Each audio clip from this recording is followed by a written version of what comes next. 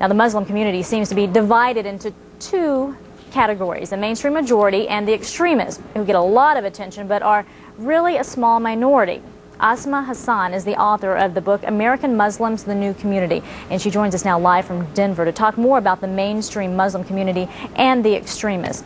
So let's get right to it. Many in the Muslim community have expressed outrage and shock, saying this is not what our religion teaches. It does not teach us to kill in the name of Islam. So set the record straight. How is this getting skewed? Well, I think, Betty, the important thing to remember, as you mentioned, is that this does not represent Islam.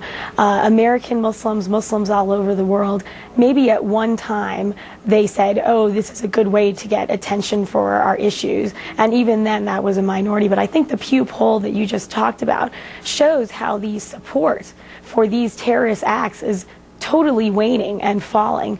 What has the London bombings, what has that done for the Palestinian Muslim? What has it done for the Muslim in Kashmir who doesn't live in a free and independent country? What has it done for the Muslim in Iraq? You know, terrorism does not work, is what's coming out and what Muslims are finally realizing.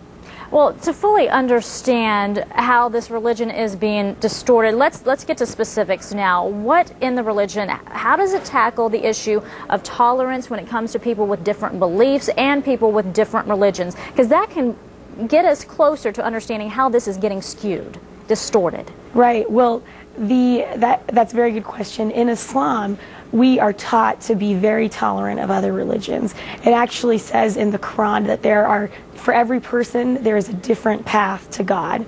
The Christians and Jews are called our brothers and sisters of the book because their holy books are very similar to our holy book. In fact, it's a lot of the same stories with Moses and Adam and Eve, Joseph. Jesus is a very beloved prophet in Islam.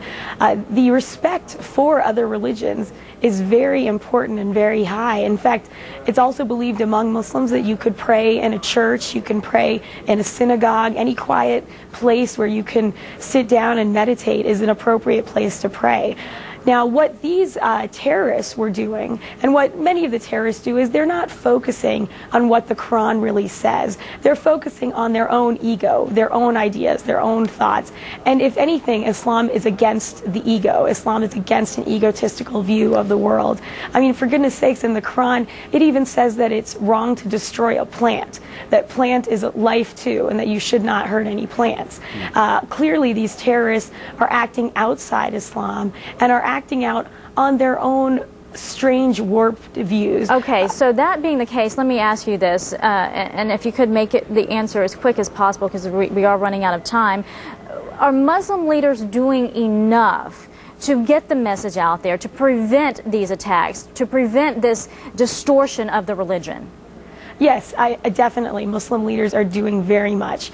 The thing we have to remember is the extremists, the radicals, they are dead to us. They are lost. We are not going to reform them.